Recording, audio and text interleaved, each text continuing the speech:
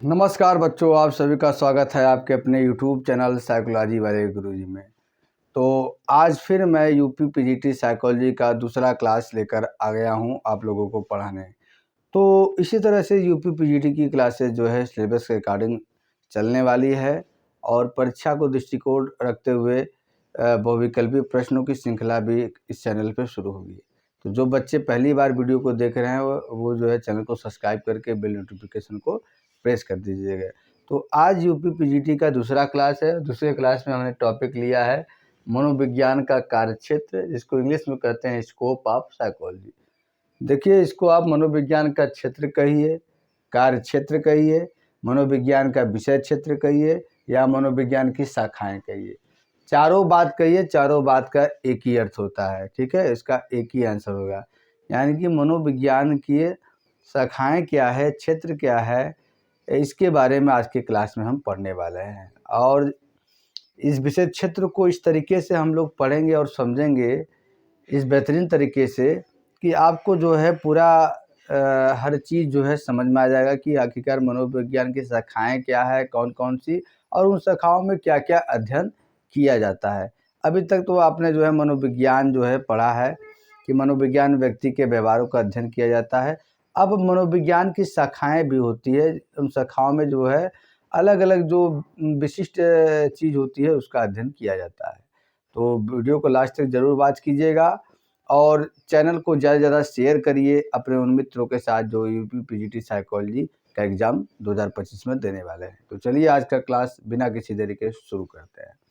देखिए, मनोविज्ञान का जो क्षेत्र है उसको समझने के लिए जो है इसको 3 श्रेणियों में बांटकर विभाजित करके हम समझ सकते हैं। सबसे पहला क्षेत्र है शैक्षिक क्षेत्र, जिसको हम एकेडमिक एरिया कहते हैं। इसमें क्या है, शिक्षा तथा सोच से संबंधित कार्यों का संपादन किया जाता है और उसी से संबंधित शाखाएं भी इसमें रखी गई हैं। सबसे पहला शाखा जो है सामान्य मनोविज्ञान, जिसको जनरल साइकोलॉजी कहते हैं। बीए फर्स्ट ईयर में जो आप विषय पढ़ते हैं वो जो है सामान्य मनोविज्ञान का ही भाग होता है। 11 में जो विषय आप पढ़ते हैं, 11 में जो आप मनोविज्ञान का सिलेबस पढ़ते हैं वो सामान्य मनोविज्ञान का, 11-12 में जो पढ़ते हैं सामान्य मनोविज्ञान का भाग है।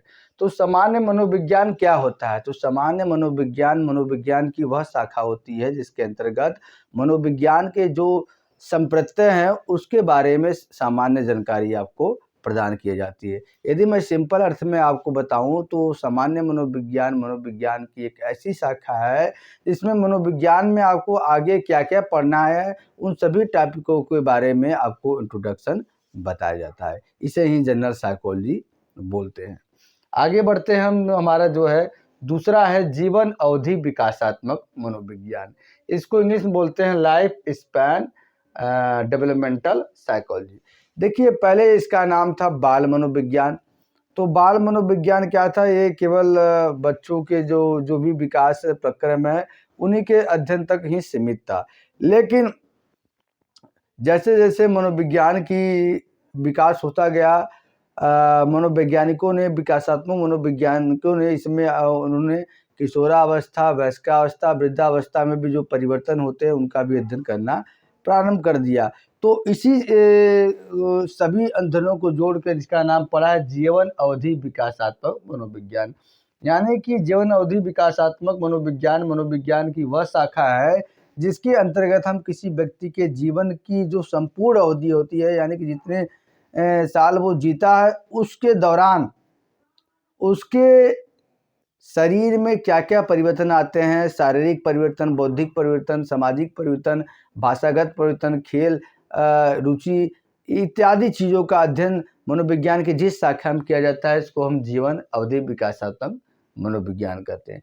यदि सिंपल वर्ड में आपको बताऊं तो जन्म से लेकर, माँ के गर्भ से लेकर और व्यक्ति का कब्र तक, यानी कि जब तक उसकी मृत्यु नहीं होती है उसके बीच में जितने भी विकासात्मक प्रक्रम होते हैं, वो चाहे शारीरिक विकास हो, मानसिक विकास हो, संवेगात्मक विकास हो, बौद्धिक विकास हो, सामाजिक विकास हो, इन सभी का अध्ययन मनोविज्ञान के जिस शाखा में किया जाता है उसको हम क्या कहते हैं, जीवन अवधि विकासात्मक मनोविज्ञान।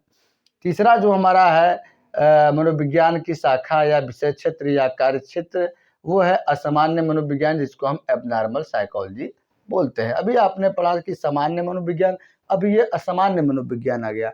तो देखिए असामान्य मनोविज्ञान क्या होता है? मनोविज्ञान की वह शाखा होती है जिसमें व्यक्ति के कुछ सामाजिक व्यवहार क्या होते हैं, ठीक है, और कितने तरह के होते हैं, उनके लक्षण, कारण, उपचार, इलाज, इन सभी का जो डिटेल्स मनोविज्ञान की जिस शाखा में दिया होता है, या इन सभी के डिटेल्स में मनोविज्ञान की जिस शाखा में अध्ययन किया जाता है, उसे हम क्या बोलते हैं? असामान्य मनोविज्ञान कहते हैं। देखिए व्यक्ति के पास जो है 2 प्रकार के व्यवहार होते हैं, एक सामान्य व्यवहार, एक असामान्य व्यवहार। सामान्य व्यवहार क्या होता है कि जो रीति-रिवाज है, परंपरा है, मानक मूल्य समाज द्वारा बनाए हैं, यदि उसके हिसाब से आप जो है व्यवहार करते हैं तो उसको हम सामान्य व्यवहार कहते हैं। लेकिन यदि असामान्य व्यवहार क्या होता है कि समाज के मानकों के विरुद्ध यदि आप कोई व्यवहार करते हैं तो उसे हम क्या है? असामान्य व्यवहार कहते हैं। और असामान्य मनोविज्ञान का एक ऐसा शाखा है जिसमें कितने प्रकार की मानसिक विकृतियां होती हैं, उनके लक्षण क्या होते हैं, उनका कारण क्या होता है, उनका उपचार कैसे होगा, उस सभी का डिटेल क्या है? मनोविज्ञान की इस शाखा में दिया होता है। अगला हमारा जो है समाज मनोविज्ञान, जिसको सोशल साइकोलॉजी कहते हैं। समाज मनोविज्ञान काफ़ी हद तक समाजशास्त्र से जुड़ा हुआ होता है, इसलिए कई समाजशास्त्री अपने को समाज मनोवैज्ञानिक कहलाने में फ़ख्र महसूस करते हैं। तो देखिए समाज मनोविज्ञान और समाजशास्त्र में क्या है अंतर, इसको आप समझ लीजिए। समाजशास्त्र क्या है? वो किसी भी सामाजिक घटनाओं के बारे में अध्ययन करता है, लेकिन सामाजिक मनोविज्ञान क्या करता है? वो घटना जो हो रही है तो वो क्यों हुई है, क्या इसके पीछे कारण है, इसको कैसे हम रोक सकते हैं, कैसे हम दूर कर सकते हैं, इन सभी का जो डिटेल्स अध्ययन करता है मनोविज्ञान के जिस शाखा में अध्ययन किया जाता है उसे हम समाज मनोविज्ञान कहते हैं। और समाज मनोविज्ञान मनुष्य को एक सामाजिक पशु के रूप में अध्ययन करता है। वो कहता है कि जैसे पशु अंतःक्रिया करते हैं, मैथुन करते हैं और इत्यादि क्रियाओं को संपन्न करते हैं, ठीक उसी प्रकार से क्या है? मनुष्य भी इन सभी क्रियाओं को संपन्न करता है।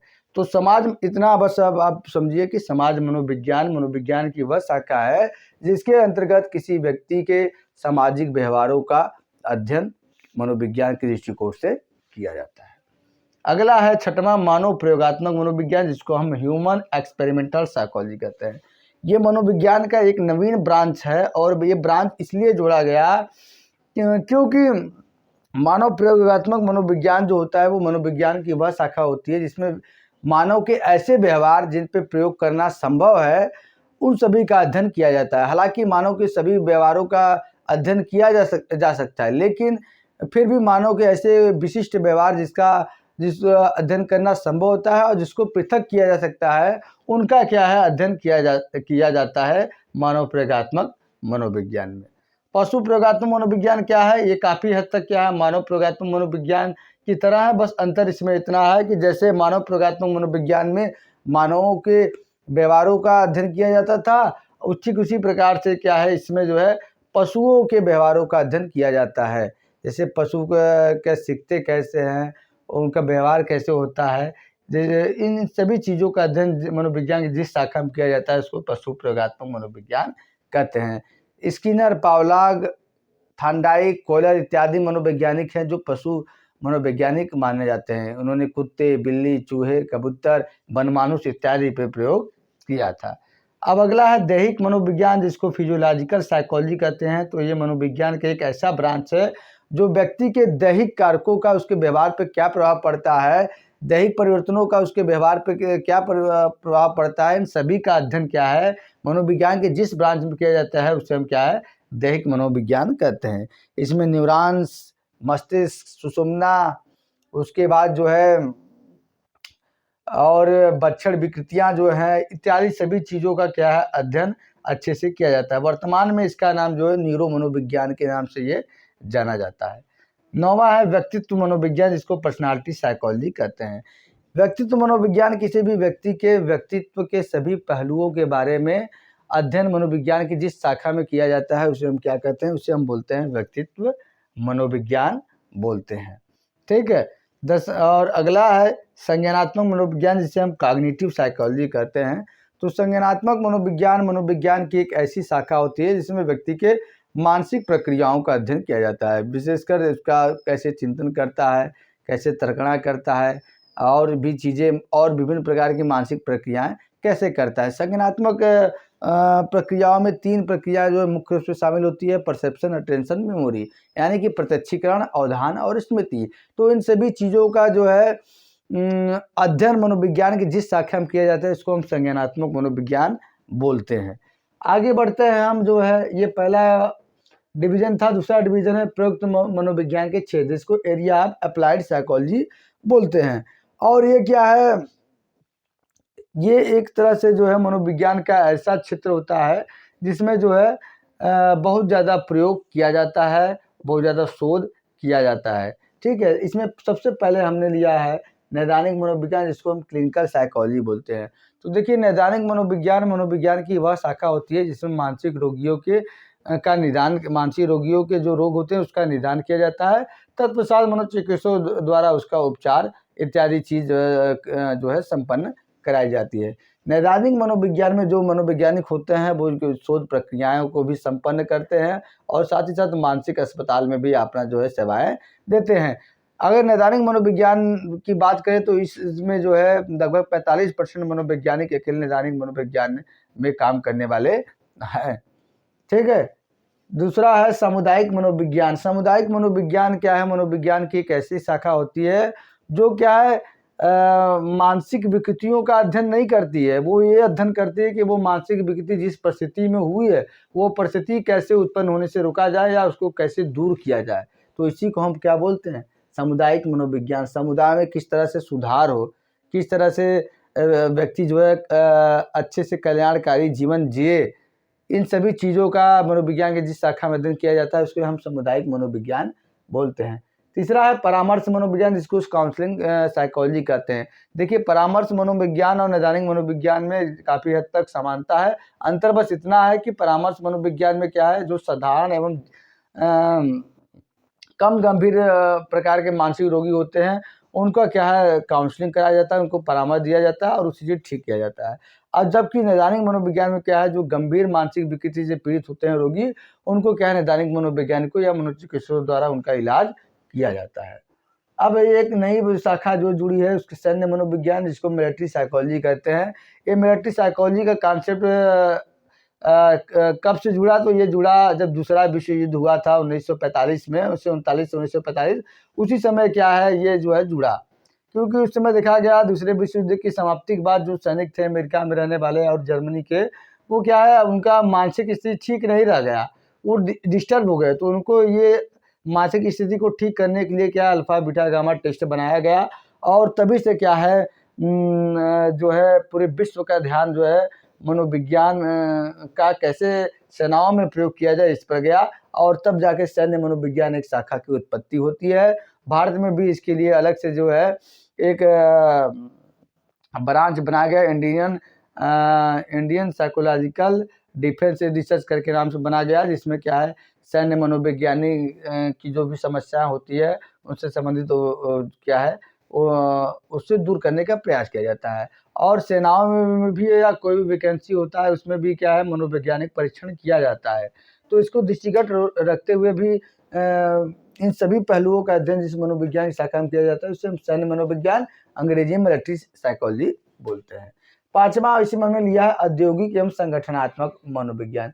उद्योग, कल कारखाने और संगठन में काम करने वाले कर्मचारियों की जो समस्याएं होती है, ठीक है, और उद्योग धंधों के जो मालिक होते हैं उनकी जो समस्याएं होती है उन सभी को सुलझाना और सुलझाने के लिए नए नए टेक्निक अपनाना, इन सभी चीज़ों का अध्ययन मनोविज्ञान के जिस शाखा में किया जाता है इसे हम क्या है औद्योगिक या एवं संगठनात्मक मनोविज्ञान बोलते हैं। अब तीसरा डिवीजन हमारा है मनोविज्ञान के नए उभरते क्षेत्र जो उभर रहे हैं। इसमें हमने पहला लिया है पर्यावरणीय मनोविज्ञान, जिसको एनवायरमेंटल साइकोलॉजी बोलते हैं।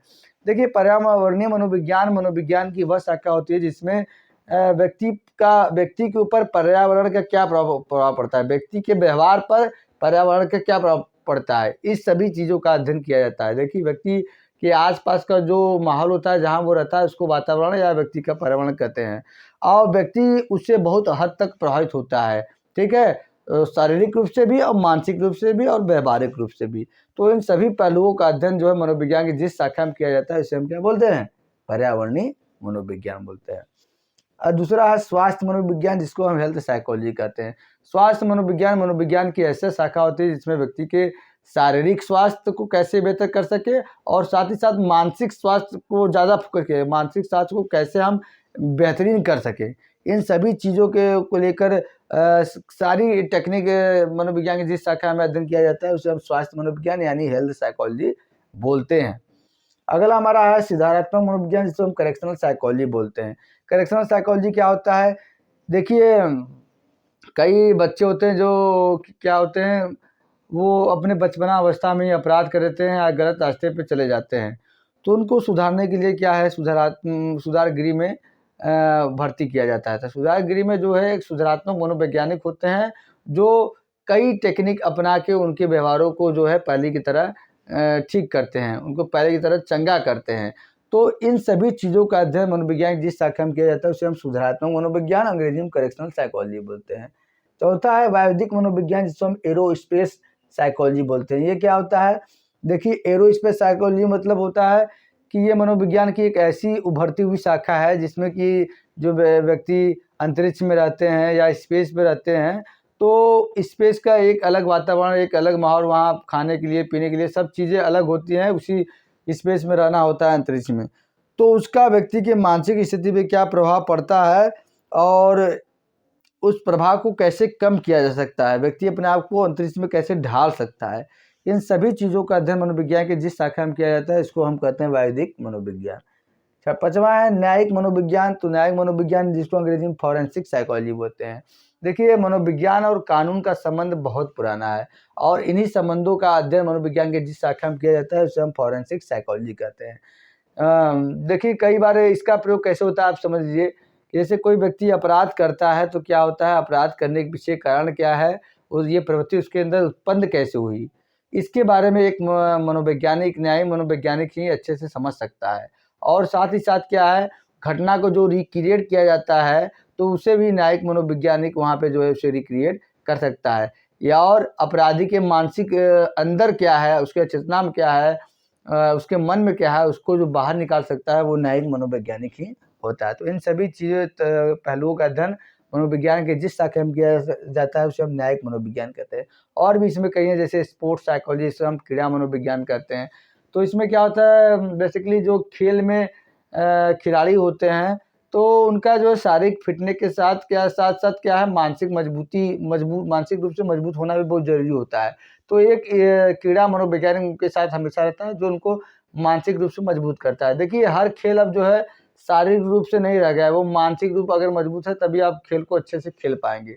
तो इसी बात को मद्देनजर रखते हुए जो है क्रीड़ा मनोवैज्ञानिकों की भी नियुक्ति खिलाड़ियों के साथ की जाने लगी, जो इस बात को इंश्योर करता है कि जो खिलाड़ी हैं उनका शारीरिक फिटनेस तो अच्छा हो, साथ ही साथ उनका मानसिक फिटनेस भी अच्छा हो, किसी तरह का स्ट्रेस, एंग्जाइटी, थकान ये सब न हो। तो ये सभी चीज़ों का अध्ययन मनोविज्ञान के जिस शाखा में किया जाता है उसे हम क्रीड़ा मनोविज्ञान कहते हैं। तो देखिए, एकदम आसान तरीके से मैंने आपको समझा दिया कि मनोविज्ञान का विषय क्षेत्र या मनोविज्ञान का क्षेत्र या मनोविज्ञान की शाखाएं क्या होती है। ये निश्चित ही जो है आपके एग्ज़ाम के लिए काफ़ी मददगार साबित होने वाला है। तो आज का टॉपिक यहीं पे हम समाप्त करते हैं। आपको जो है आज का क्लास कैसा लगा, आप जो है अपने सुझाव ज़रूर बताइएगा। एक क्वेश्चन मैं आप लोग से ज़रूर पूछना चाहता हूँ, आप जो है उसके आंसर कमेंट बॉक्स में कमेंट करके बताइएगा। क्वेश्चन ये है, ध्यान से सुनिएगा कि मनोविज्ञान शब्द की रचना किसने की? ठीक है, इसका आंसर आप कमेंट बॉक्स में कमेंट करिएगा। और एक क्वेश्चन और है जो इससे रिलेटेड है कि वर्तमान में मनोविज्ञान की कुल कितनी शाखाएं हैं, इसके बारे में आप कमेंट जरूर करिएगा। आज का क्लास यहीं तक, मिलते हैं नेक्स्ट क्लास में किसी नए टॉपिक के साथ। तब तक के लिए आप सभी बच्चों का बहुत बहुत धन्यवाद। जय हिंद, जय भारत।